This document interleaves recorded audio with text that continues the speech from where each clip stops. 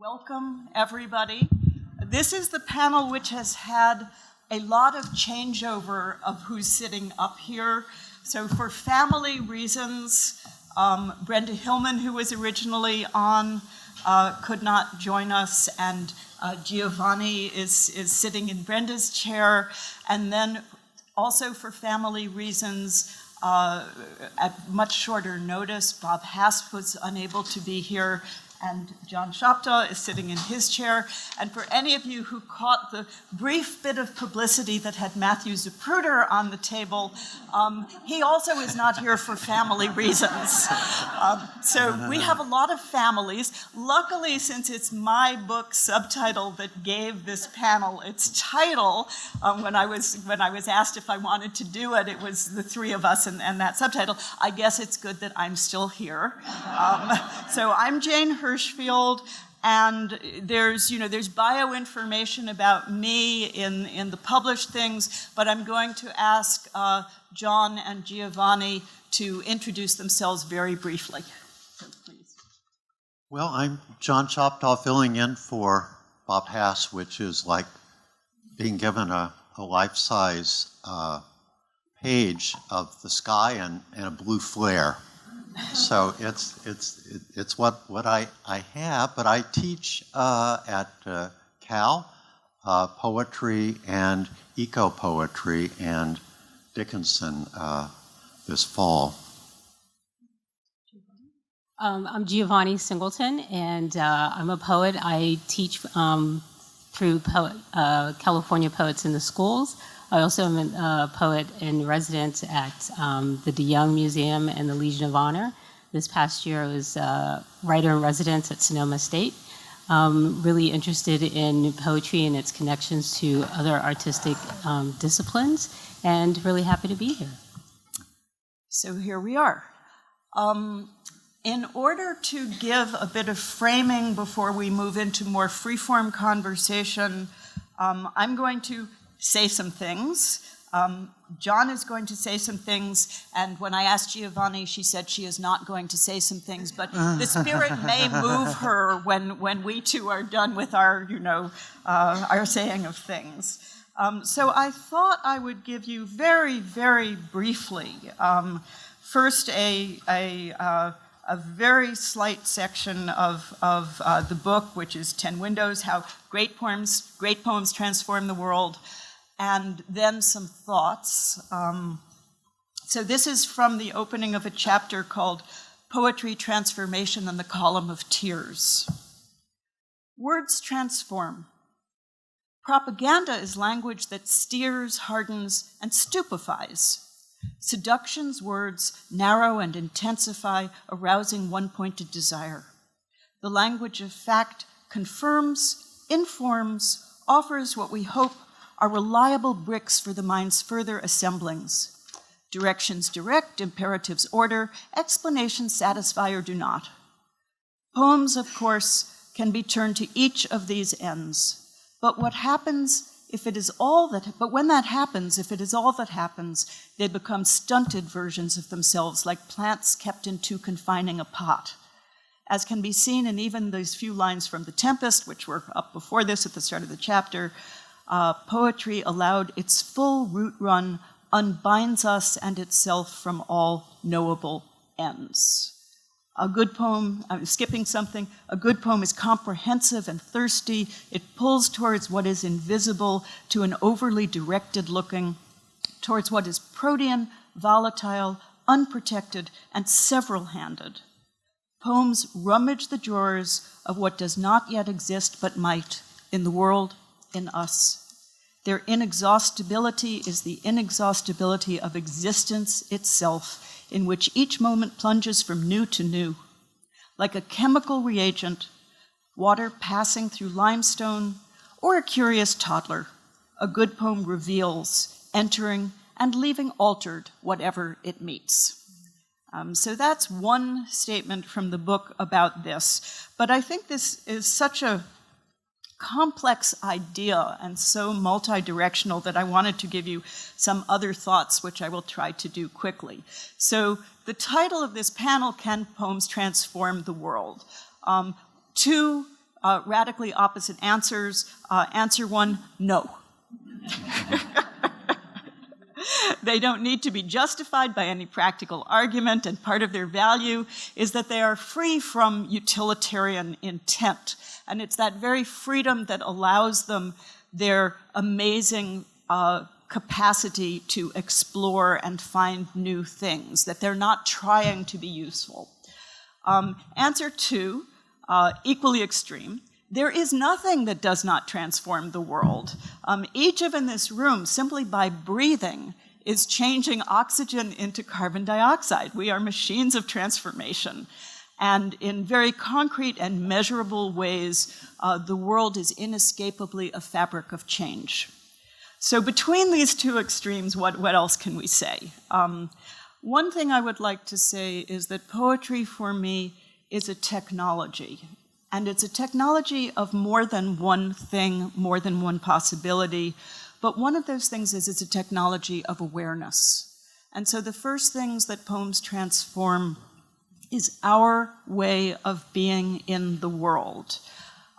Before there was writing, poems transformed what it was possible for us to remember. They began as technologies of accurate memory. Rhyme and meter, vivid image, pattern are all ways. 30 days hath September. That's as close as we literate people get to understanding poetry's job before writing existed. But they also transform and make more aware our conditions of feeling, our conditions of being. They make us smarter, I think. And they do this by expanding the perimeters of what we're able to know, by making us permeable to what would otherwise be inconceivable. A lot of what contemporary lyric poetry does is make the inconceivable available to us. And they also make us more expanded into the astonishing and into the actual, into the substance of our lives beneath the fixed ideas that so often narrow and blind us. One of the questions in the written description of this panel was, I loved that it was there, if poems can change the world, is it always towards good ends? And the answer is clearly, again, no, it is not. There is a hypnosis that poetry is capable of. This is why Plato banned poets from his Republic, was because he thought you could be seduced into lies by beautiful music. And it is true. And one thing that some of you may have seen recently is, I think in the latest or next to latest issue of the New Yorker, there is a piece about jihadi poetry. And during the first Gulf War, there were on Arabic television, prominent public proclamations of verses of destruction and violence. Poetry does that too. There's no point in our pretending that it does not. I have a speculation about the origins of poetry. One can only make up a story because there is no available definitive one. And here are the things I think poems came from. They came from lullabies, mothers singing their children to sleep. They came from love songs and grief songs, powerful feeling that demanded an expression noticeably altered and made dense and intense by beauty and music. They began as prayer and as the ways that we navigate from chaos into meaning. They began also, I believe, as work song, bringing people together into a joint rhythm, and as war song. So the ends of poetry are very multiple. But I think in recent times, in current times, what poems do is they awaken possibility in us. That is one of their core tasks, not their only tasks, but one of their core tasks. What we turn to them for now is when we want a broadened possibility in our relationship to events, to ideas, to modes of thinking, to modes of feeling. And I think this is the anti-hypnotic role of poetry in our lives. Poems are the antidote to fundamentalism. good poems. I mean, that's why there's an adjective in my book subtitle. I said great because good sounded kind of wimpy, but really I mean good poems. Any poem that you'd ever want to read again. Part of what they do is they open closed minds. As Kafka said, literature is the axe that opens the frozen sea inside us. That is one of the ways poems transform the world. They transform us. And I also think you can find in even the most misanthropic of poems, I think of Philip Larkin's This Be the Verse, you know, they fuck you up your mom and dad. I have a Buddhist reading of that poem that I sometimes trot out at parties, in which I say it is a poem of compassion and interconnection. Because look, it says, but they, talk about the parents, they were fucked up in their turn by fools in old-style frocks and coats. It's a sort of Theravadan vehicle away from suffering, that poem, And in the end, get out, don't have kids yourself. So not all of us want to take that path, but I do think that one of the things poems hold is a sense of shared human fate. We are not in the world alone when we can read a poem by somebody else which speaks to our circumstance. And in their very fabric, metaphor, seductive language, music, story, unexpected saying, image, the inclusion of uncertainty and hiddenness and mystery and subtlety and complexity, these things enlarge us. And they enlarge our sense of being in the world, both as individuals and as shared existences, and not only with other people, but with the world beyond people. If there is a metaphor of a stone or a fence or a mountain in a poem, you are for a moment mingling the DNA of existence with these other things. You are understanding your life by understanding stoniness and fenceness and mountainous and birdness and all of these things. So in this age of almost unimaginably strong social pressures on people, I would also like to suggest that poems are, in a way, a kind of preservation of what we usually don't think of in the blunter sense of transforming the world. They are preserves of interiority, privacy, intimacy, unexposedness.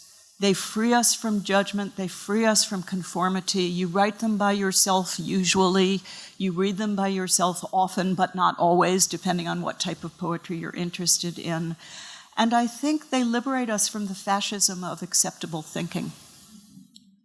And, the word poesis in Greek means maker, and from that you can go to fashion. And yes, there are fashions in poetry. We see them change, we see them shift, we see what's popular, we see what's talked about, we see what excites one kind of person and what excites the other kind of person. But basically the job of the good poet is to fashion not the current fashion, but the next one, the unknowable thing that hasn't been said.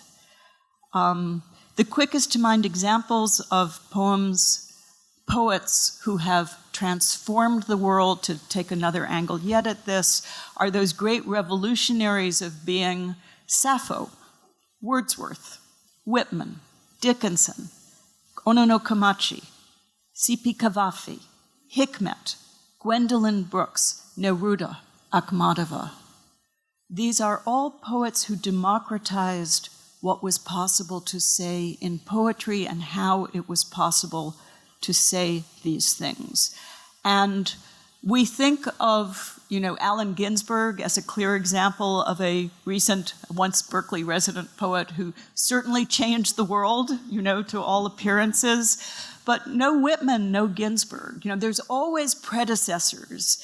And I think understanding this sense of the continual ladder of transformation all the way back to prehistory is useful for understanding poems and what they do. The last thing I'm going to say is, I think poems change what we mean by the word we. They make us a larger inclusion of one another's lives, of the world's life. And that, to me, is one of the most necessary transformations of all if we are going to find our way to compassion, to justice, to right action. All of these things depend above all on the permeability of our set boundaries, set by ego, set by culture. And so perhaps this is the greatest transforming ability of poems of all, is that they make us vulnerable to one another's lives and hearts and experience in a way that invents the new, the large, the whole, and also preserves the particular, the fractured, the broken, and shows that too as having value.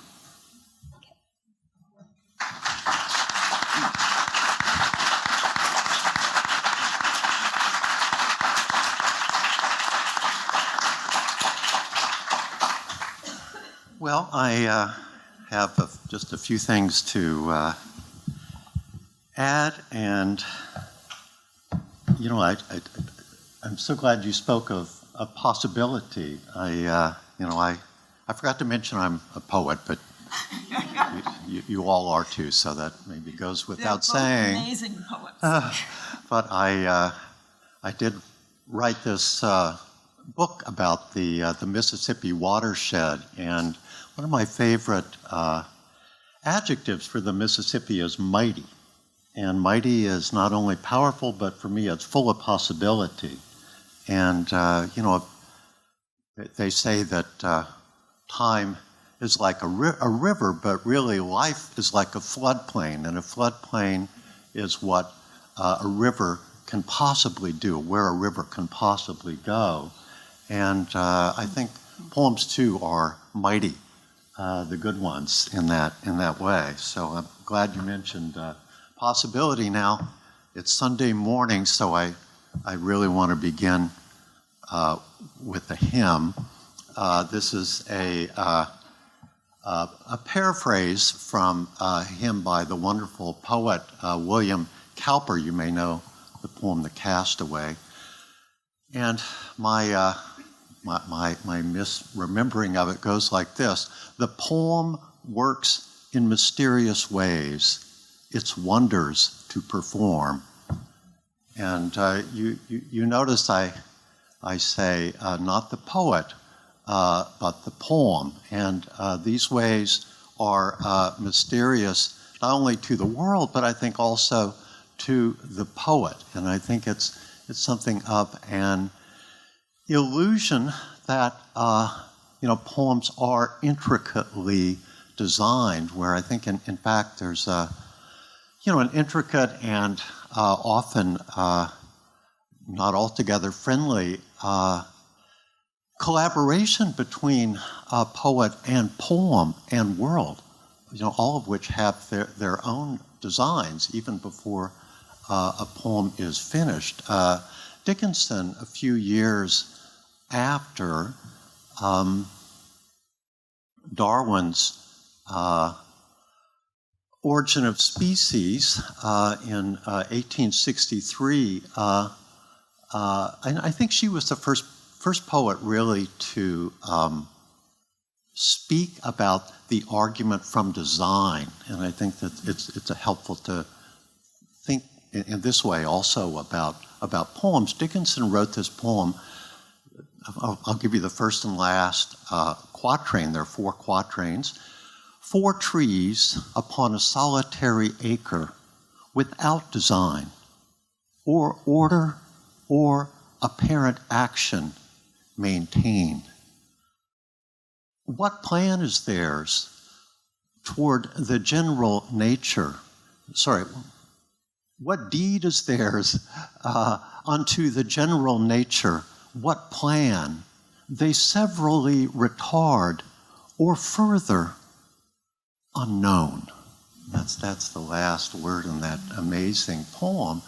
And I think it's helpful to think as far as we can about the making and the acting of poetry as a kind of evolution rather than as a kind of creation.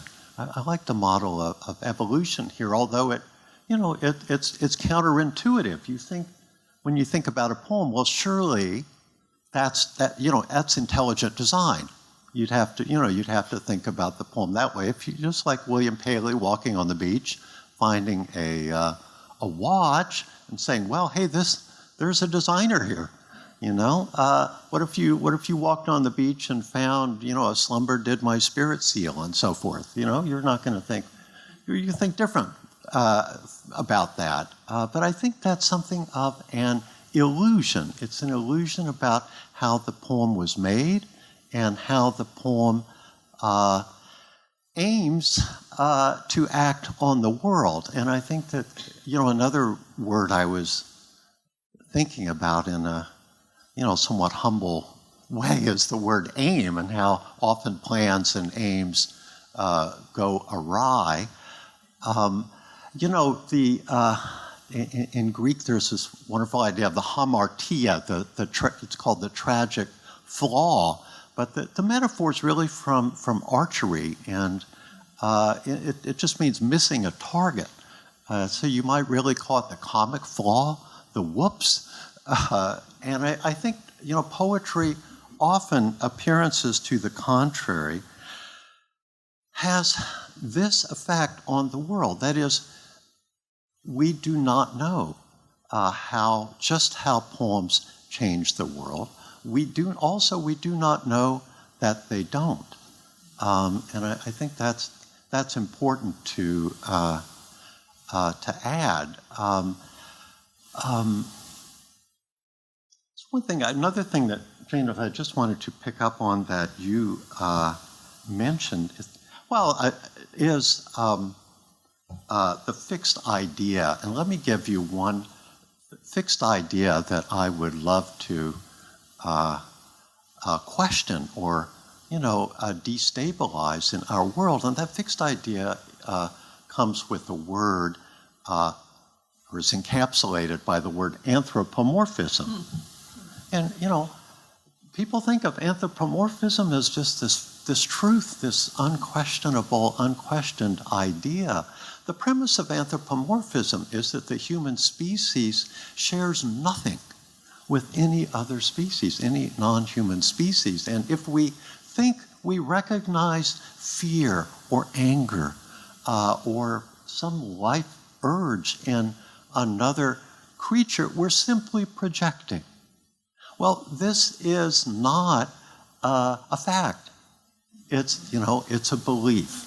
It's a belief. And I think, too often anthropomorphists, people who, throw this out, anthropomorphism, pathetic fallacy, they're not like knowing skeptics, but really they're often on the side of denial. Do you understand it? So it's like, we don't want to say with Mitch McConnell, well, I'm not a scientist, any more than we want to say, I'm not a parakeet. It has this effect, and there's something wrong with the logic. There is when you think about the way that denial is used today with global warming. Hurricane Sandy, California drought. We don't know. So climate change makes nothing happen. And you can tell I'm paraphrasing W.H. Auden's famous skeptical remark in his elegy for Yeats, poetry makes nothing happen. Do you see, again, that's a belief. That is not a fact. In fact, I'm back with Dickinson. We don't know. We don't know just how it works. And I'm with E.O. Wilson, colonize science. Know what you can, know as far as you can. Design all you want, but the poem will have its own designs on you because it's not occurring in isolation. It's in its own culture with its own poems. And then the world and the readers will have their own designs on your poem. And I was thinking a case in point, Jane, is your subtitle, How Great Poems Transform the World. I took this subtitle to mean how poems, how the world is transformed in poems. How the world is transformed in poems. I think the premise of this panel has another understanding, which is how the world is transformed by poems. You know, was this the plan, that the second meaning was the primary meaning, or is it, no, that's not what I meant at all. When you have a title like Ascension, you know, yes, we're thinking, Ascension, don't you mean immersion? I mean, don't we really have to revise Coltrane now? And because we can't, you know, the spiritual impulse, this is not so communitarian. So I just have this sense. I mean, my title is Times Beach. Every time someone tells me about it, it comes out different in ways that I never imagined. And I even when I want to say, no, not exactly, I just say, that's very interesting, because it is, and I want to think more about it. So I think that's all I have to say right now. Yeah. Thank you.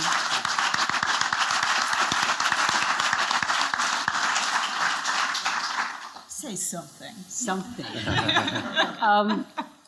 I think one of the things that is really amazing about being here and about Jane's book is that it actually has given me an opportunity amid 4 jobs and health and high rent and the process of living to actually think about what it is that I'm doing at a much at a higher level, at a greater level.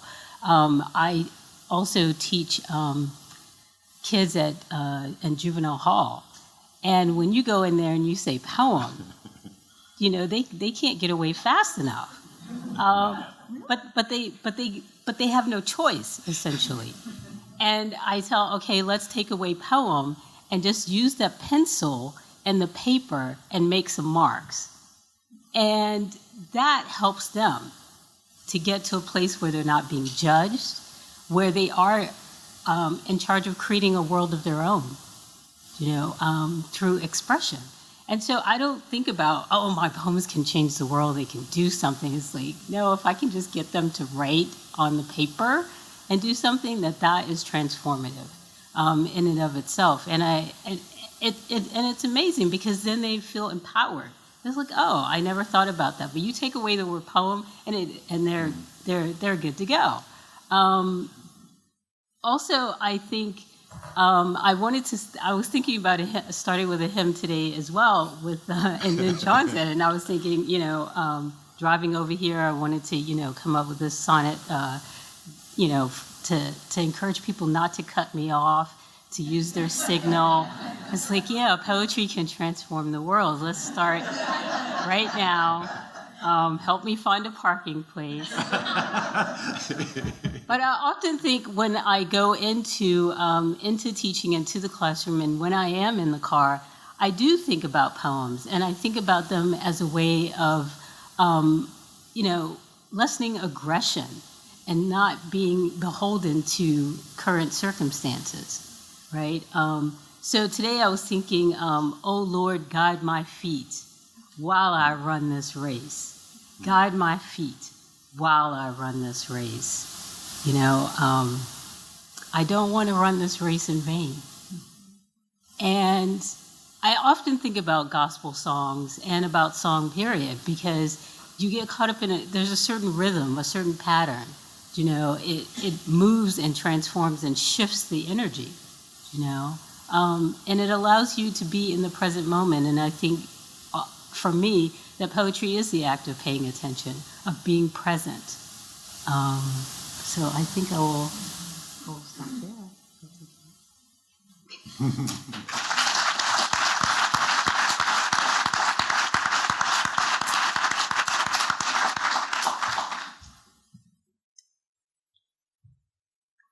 So I love that Giovanni brought in this issue of agency, that the way writing a poem is a way that no matter how helpless you feel before outer circumstance, you can change your relationship to it.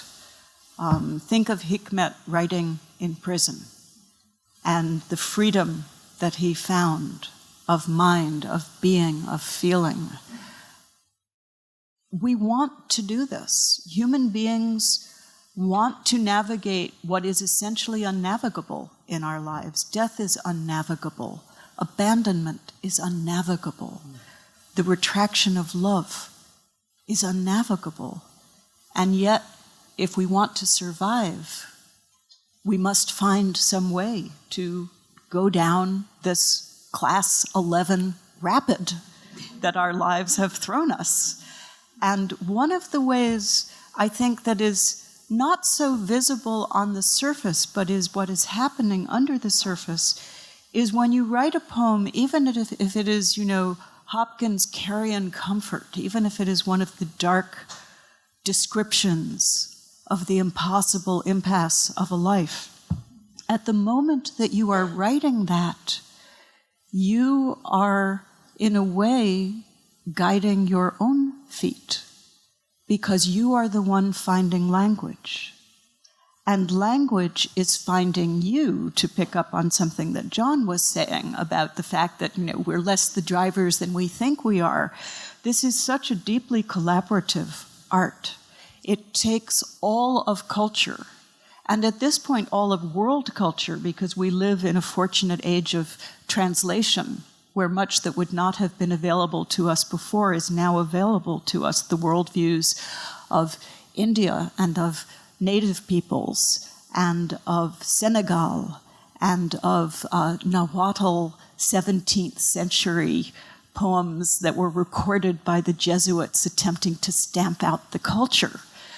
All of these worldviews, and those Nahuatl poems are astonishingly like Japanese traditional poetry. They're called flower songs, and they're songs about transience and rain and how quickly flowers open and fall.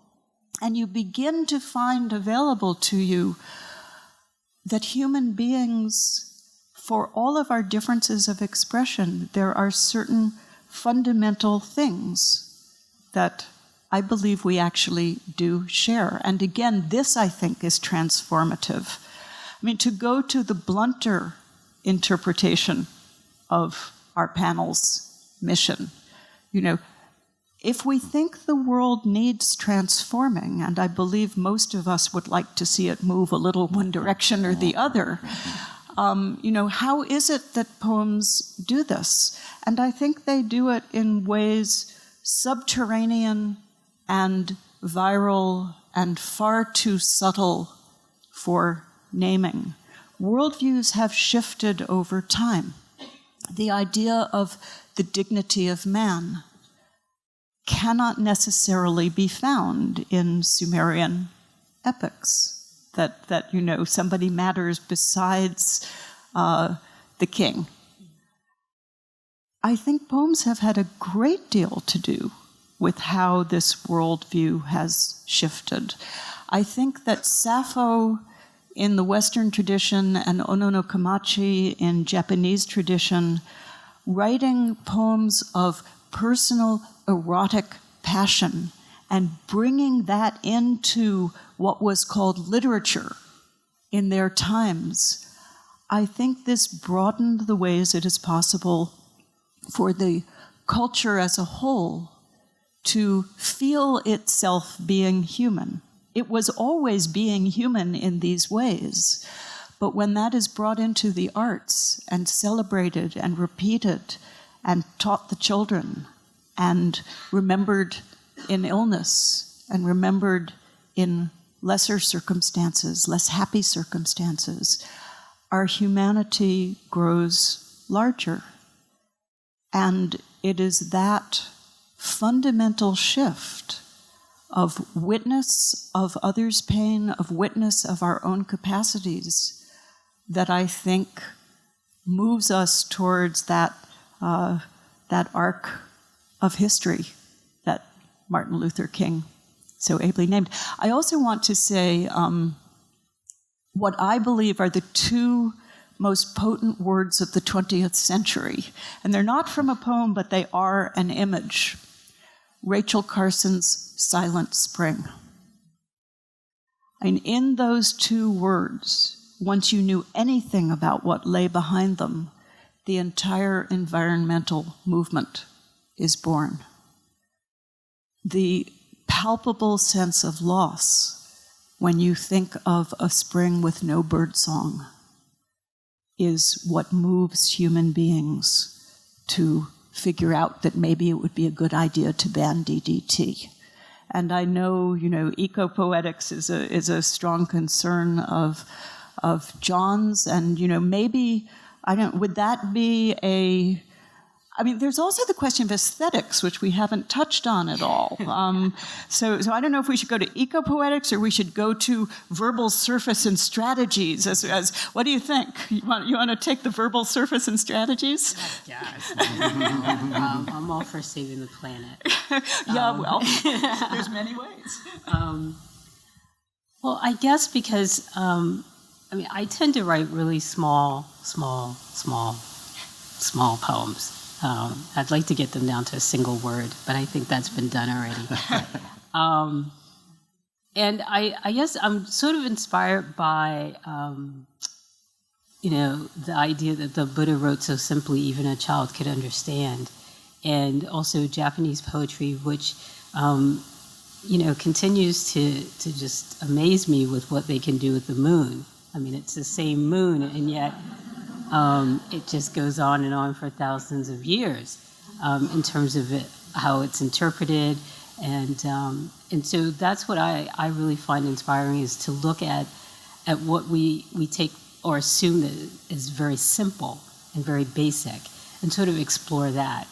So I'm looking at the word moon, and I've written it in 36-point font. And, I'm trying to climb into it and see exactly what can be extracted, other than cheese at this point. But, and I also encourage my students to do the same. They come to a poem with this idea of what they want to do, and they get lost in the idea of it and removed from the feeling and from the impulse. And so that's something that I would hope that a poem can do, is to call our attention to things that we take for granted. I take lots of photographs. There are a lot of deer where I live, and just, I could watch them for hours. How it is that they're trying to deal also with the drought and with making their way in the world. And they're very quiet.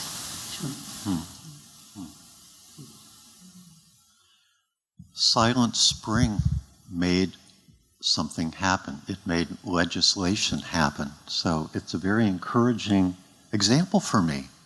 Is poetry so uniquely ineffectual? I don't think so. Even though we may not know just how a poem will transform the world and transform our place in the natural world. It's not all about us. We're not at the center of everything. And I think the contrary truth is also worth remembering. The world is not now simply better without us. I hear this said all the time. Well, just get rid of the humans and the world will be fine. Well, I think there's a certain amount of caring that's possible for us. And in poems, I think one of the aesthetic strategies is to bring the gesture into a poem as perhaps a prayer, maybe a wish.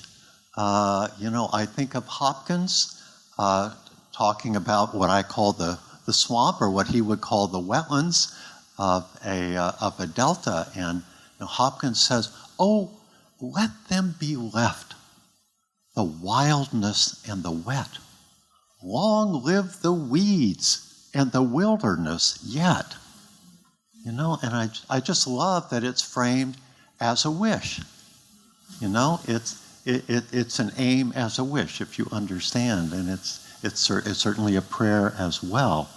So I think that's part of the aesthetic design of a poem. Yeah. And without all those marvelous W sounds, he couldn't have gotten there. And one of the things I realized, along the course of the 18 years of writing this book, one of the little things I stumbled on was the W sound, which I'd never really thought about so consciously before. And I realized that wa is the sound in English and probably in all Latinate-derived languages of wonderment, bewilderment, questioning. I mean, all of our question words, who, where, what, how, when. Whenever we say wa, part of what happens is the world breaks open to the spirit of unknowing, which is why questions are so useful. So even though Hopkins isn't asking questions in those lines, we nonetheless hear in the wet and the wild, we hear wonder, we hear awe. So we've got about 5 minutes until we go to questions from you or comments from you or your own ideas about all of this. And I guess I should mention that after we're finished, we'll be signing books somewhere. I don't know where.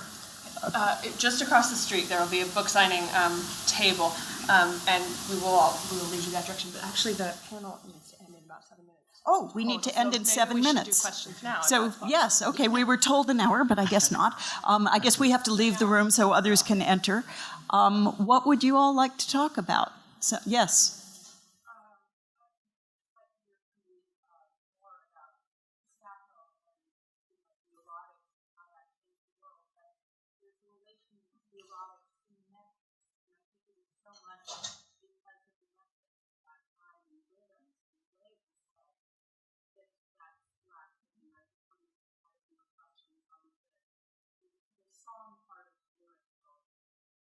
Right. Well, of course, lyric means sung to the lyre.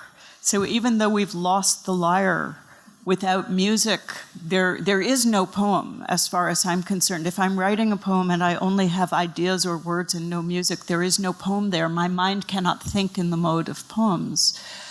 But metrics in the formal, patterned ways, they move our organization of the world, but they also allow memory. They allow us to keep the words accurately intact and in place and say them again the same way. It's much easier to memorize a rhymed poem than many free verse poems. Not all of them, because there are other devices of memory besides drum beat and assonance and consonants and rhyme. But they are very, very helpful for our minds to hold what would otherwise be a bit foggy and drift away from under us. And passion, of course, is felt on the pulses. And so the eros of Sappho, the eros of Onono-Kamachi, her breasts burning as she sits by an ember brazier keeping her room warm, is the same words in Japanese as her breasts burning. You can't do it in English, but in Japanese, those are actually one to two pairs of words doing the work of both evoking the brazier and the heat of passion. And this intensity flaring within us and being recognized as part of the human, I think without, vast speculation, which I like to do from time to time, when we would not, if we frame a world in which the rational and the reasonable and the logical are made primary, we are also going to frame a world in which the lives of animals and trees and grasses and winds and fishes matter less. Eros is a continuous fabric. And if we're cutting off parts of ourselves, we're going to cut off parts of the world. The same with anger, the same with irritation. I'd like just a couple quick notes about the greatness of Sappho.